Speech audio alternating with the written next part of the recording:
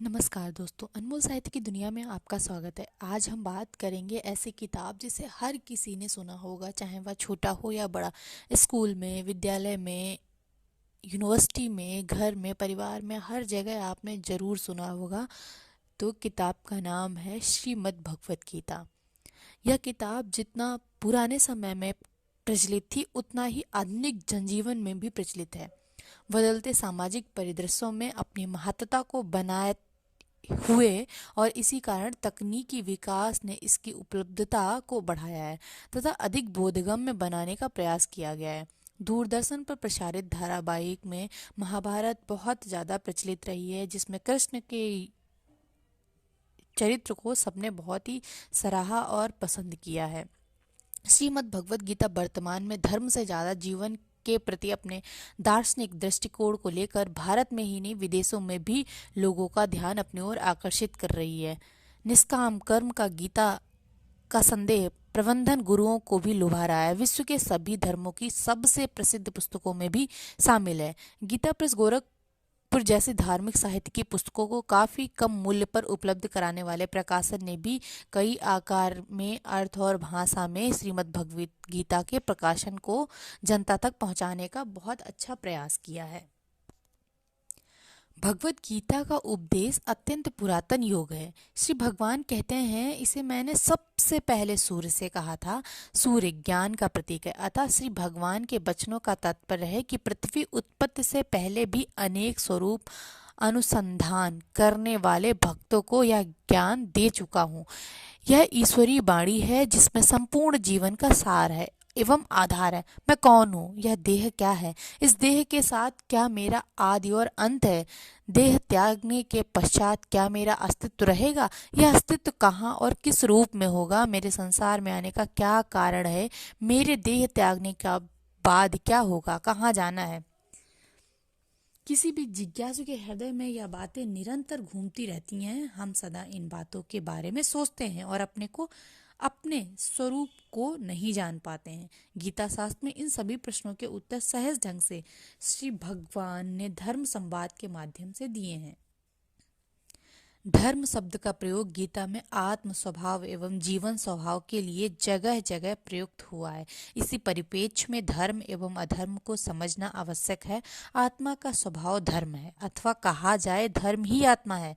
आत्मा का स्वभाव है पूर्ण शुद्ध ज्ञान। ज्ञान ही आनंद और शांति का अक्षय धाम है। इसके विपरीत अज्ञान, अशांति, क्लेश और अधर्म का घोतक है। आत्मा अक्षय ज्ञान का स्रोत है। ज्ञान शक्ति की विभिन्न मात्रा से किया शक्ति का उदय होता है।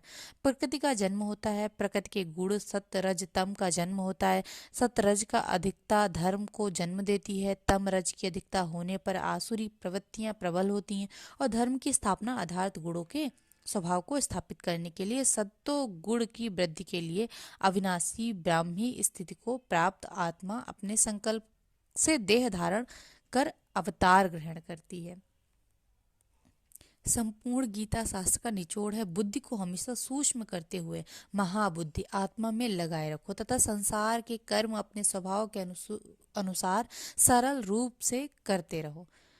स्वभावगत कर्म करना सरल है और दूसरों के स्वभावगत कर्म को अपनाकर चलना कठिन है, क्योंकि प्रत्येक जीव भिन्न भिन्न प्रकृति के होते हैं और सबका नेचर अलग होता है। जिस प्रकृति को लेकर संसार में कोई आया है, उसमें सरलता से उसका निर्वाह हो जाता है।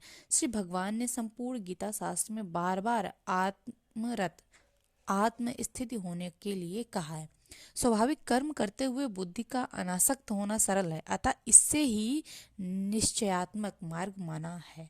यद्यपि अलग अलग देखा जाए तो ज्ञान योग, बुद्धि, कर्मयोग, भक्ति योग आदि का गीता में उपदेश दिया गया, परम सूक्ष्म दृष्टि से विचार किया जाए तो सभी योग बुद्धि से श्री भगवान को अर्पण करते हुए किए जा सकते हैं। इससे अनासक्त योग, निष्काम कर्म योग स्वतः सिद्ध हो जाता है। गीता महाभारत के युद्ध के समय जब अर्जुन युद्ध करने से मना करते हैं, तब श्री कृष्ण उन्हें उपदेश देते हैं और कर्म व धर्म के सच्चे ज्ञान से अवगत कराते हैं। श्री कृष्ण के इन्हीं उपदेशों को भगवत गीता नामक ग्रंथ में संकलित किया गया है। यह जरूर सबने सुना होगा, लेकिन अब हम बात करते हैं जो भगवत गीता में 18 अध्याय हैं उनके ऊपर।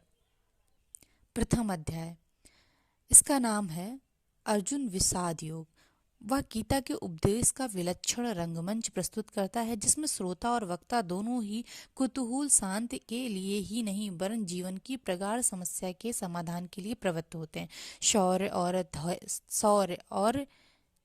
धैर्य, साहस और बल, इन चारों गुणों की प्रभुत मात्रा से अर्जुन का व्यक्तित्व बना था और इन चारों के ऊपर 2 गुण थे, एक क्षमा, दूसरी प्रज्ञा। बल प्रधान छात्र धर्म से प्राप्त होने वाली स्थिति में पहुंचकर सहसा अर्जुन के चित्त पर एक दूसरे ही प्रकार के मनोभाव का आक्रमण हुआ। कापण्य का एक विचित्र प्रकार की करुणा उनके मन में भर गई और उसका छात्र स्वभाव लुप्त हो गया।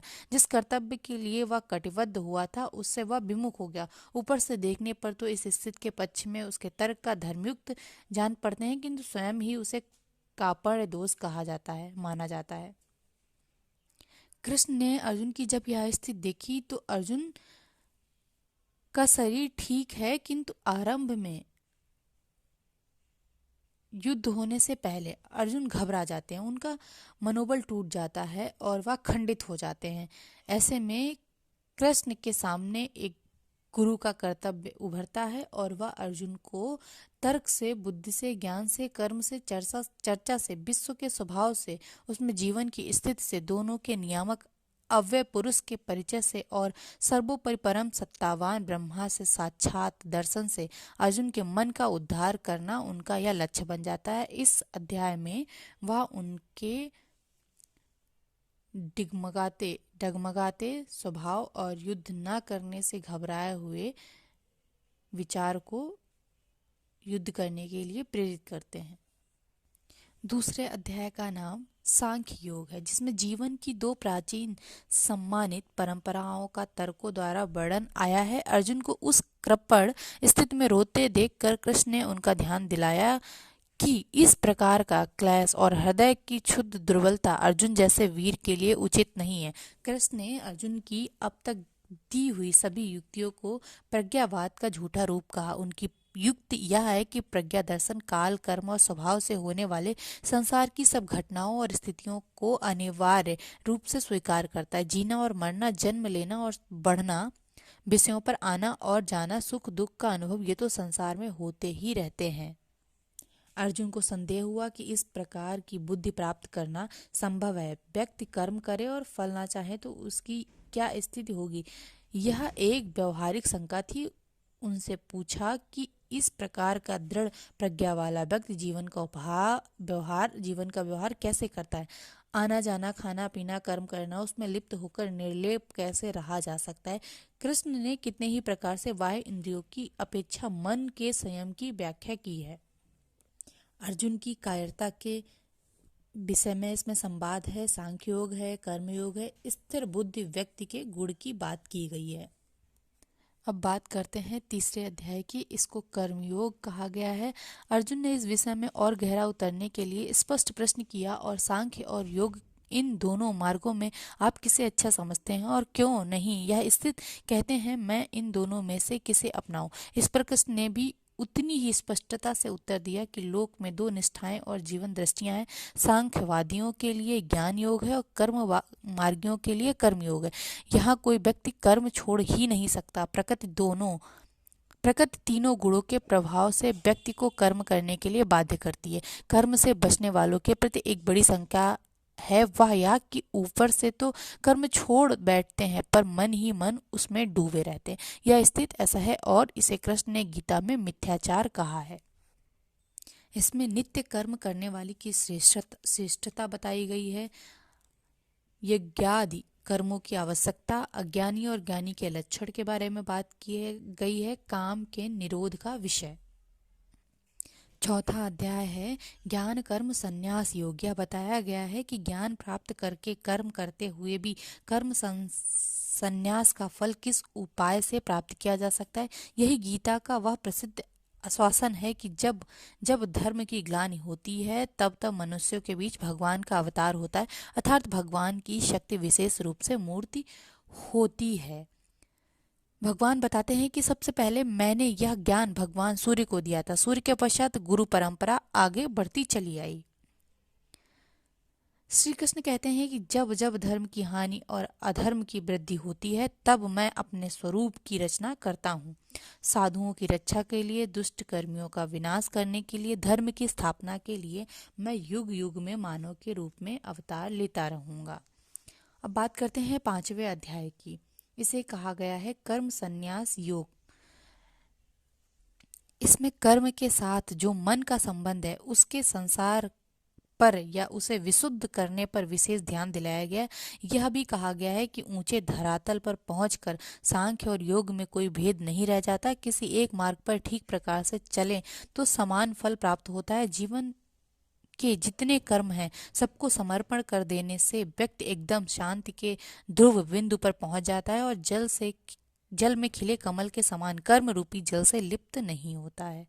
भगवान कृष्ण इस अध्याय में कर्मयोग और साधु पुरुष का वर्णन करते तथा बताते हैं कि मैं सृष्टि के हर जीव में समान रूप से रहता हूँ, अतः प्राणी को समदर्शी होना चाहिए।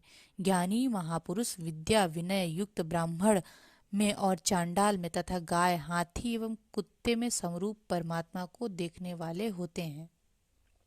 छठा अध्याय आत्म संयम योग है, जिसका विषय नाम से प्रकट होता है।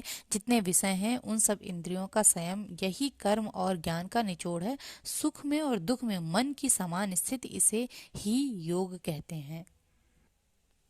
7वां अध्याय इसे ज्ञान विज्ञान योग कहते हैं। ये प्राचीन भारतीय दर्शन की दो परिभाषाएं। इनमें भी विज्ञान शब्द वैदिक दृष्टि से बहुत ही महत्वपूर्ण था। सृष्टि के नानात्व का ज्ञान विज्ञान और नानात्व से एकत्व की ओर प्रगति ज्ञान है। ये दोनों दृष्टियां मानव के लिए उचित हैं। इस प्रसंग में विज्ञान की दृष्टि से अपरा और परा प्रकृति के इन दो रूपों की जो सुनिश्चित व्याख्या यहाँ गीता ने दी है वह अवश्य ध्यान देने योग्य है। पंचतत्व मन बुद्धि में मैं हूँ, मैं ही संसार की उत्पत्ति करता हूँ और मैं विनाश भी करता हूँ। मेरे भक्त चाहे जिस प्रकार भजें परंतु अंततः मुझे ही प्राप्त होते हैं। मैं योग माया से अप्रकट रहता हूँ और मूर्ख मुझे केवल साधारण मनुष्य समझते हैं, ऐसा भगवान कृष्ण जी कहते हैं। अब बात करते हैं 8वें अध्याय की। संज्ञा अक्षर ब्रह्म योग है। उपनिषदों में अक्षर विद्या का विस्तार हुआ है। गीता में उस अक्षर विद्या का सार यह कहा गया है अक्षर परम ब्रह्म, अर्थात परम ब्रह्म की संज्ञा अक्षर है। मनुष्य अर्थात जीव और शरीर की संयुक्त रचना का ही नाम अध्यात्म है। बात करते हैं 9वें अध्याय की। राज गुहा योग, अर्थात यह अध्यात्म विद्या विद्यारागी है और यह गुहा ज्ञान सब में श्रेष्ठ है। राजा शब्द का एक अर्थ मन भी था, अतः मन की दिव्य शक्तिमयों को किस प्रकार ब्रह्ममय बनाया जाए इसकी युक्ति ही राजविद्या है। इस क्षेत्र में ब्रह्मत्व का निरूपण ही प्रधान है। उसी से व्यक्त जगत का बारंबार निर्माण होता है। वेद का समस्त कर्मकांड यज्ञ अमृत और मृत्यु संत और असंत और जितने भी देवी देवता हैं सबका पर्यवसान ब्रह्म में ही है। अब बात करते हैं 10वें अध्याय की विभूति योग। इसका सार यह है कि लोक में जितने देवता हैं सब एक ही भगवान की विभूतियां हैं। मनुष्य के समस्त गुण और अवगुण भगवान की शक्ति के ही रूप हैं। बुद्धि से इन छुटभइये देवी देवताओं की व्याख्या चाहे ना हो सके, किंतु लोक में तो वह एक ही है। कोई पीपल को पूज रहा है, कोई पहाड़ को, कोई नदी को, कोई पत्थर को, कोई समुद्र को, कोई मछली कछुआ। कितने देवी देवता हैं जिनको लोग पूज रहे हैं, पर वे सब एक ही हैं। जो सत्व जीव बलयुक्त अथवा चमत्कार युक्त है वह सब भगवान का रूप है। अब बात करते हैं 11वें अध्याय की, जिसका नाम है विश्व रूप दर्शन योग। इसमें अर्जुन ने भगवान का विश्व रूप देखा। विराट रूप का अर्थ है मानवीय धरातल और परिधि के ऊपर जो अनंत विश्व का प्राणवंत रचना विधान है, उसका साक्षात दर्शन। विष्णु का जो चतुर्भुज रूप है वह मानवीय धरातल पर सौम्य रूप है। जब अर्जुन ने भगवान का विराट रूप देखा तो उसके मस्तक का विस्फोटन होने लगा। दिसो न जाने न लभे च शर्मा, ये ही घबराहट के वाक्य उनके मुख से निकले और उसने प्रार्थना की कि मानव के लिए जो स्वाभाविक स्थिति ईश्वर ने रखी वही पर्याप्त है। अब बात करते हैं 12वें अध्याय की, जिसका नाम भक्ति योग है, जो जानने योग्य है, जिसको जानकर मनुष्य परमानंद को प्राप्त हो जाता है, अर्थात वो परमात्मा ही सत्य है। बात करते हैं 13वें अध्याय की। 13वें अध्याय में एक सीधा विषय क्षेत्र और क्षेत्रय का विचार है। यह शरीर क्षेत्र है, उसका जानने वाला जीवात्मा क्षेत्रज्ञ है। बात करते हैं 14वें अध्याय की। इसका नाम है गुणत्रय विभाग योग। इस विषय समस्त वैदिक दार्शनिक और पौराणिक तत्व चिंतन का निचोड़ है। सत्य रज तम नामक 3 गुणों त्रिकों की अनेक व्याख्याएं हैं। गुणों की समस्या अवस्था का नाम प्रधान या प्रकृति है। गुणों के वैषम्य से ही वैकृत सृष्टि का जन्म होता है। अकेला सत्य शांत स्वभाव में निर्मल प्रकाश की तरह स्थिर रहता है और अकेला तम भी जड़वत निश्चेत रहता है, किंतु दोनों के बीच में छाया हुआ रजोगुण उन्हें चेष्टा के धरातल पर खींच लाता है। गति का तत्व का नाम ही रजज्ञ है। बात करते हैं 15वें अध्याय की, जिसका नाम है पुरुषोत्तम योग। इसमें विश्व का असत्य के रूप में वर्णन किया गया है। यह असत्य रूपी संसार महान विस्तार वाला है। देश और काल में इसका कोई अंत नहीं है, किंतु इसका जो मूल या केंद्र है, जिसे ऊर्ध्वर कहते हैं, वह ब्रह्म ही है। एक ओर वह परम तेज और विश्व रूपी असत्य को जन्म देता है, सूर्य और चंद्र के रूप में प्रकट है। दूसरी ओर वही एक चैतन्य केंद्र में या प्राणी शरीर में आया हुआ है। जैसा गीता में स्पष्ट कहा गया है, अहम वैश्यानरो भूत्या प्राणिना देहमाश्रिता। वैश्यानरा या प्राणिमयी चेतना से बढ़कर और कोई दूसरा रहस्य नहीं है। नर या पुरुष 3 हैं, क्षर अक्षर और अव्यय।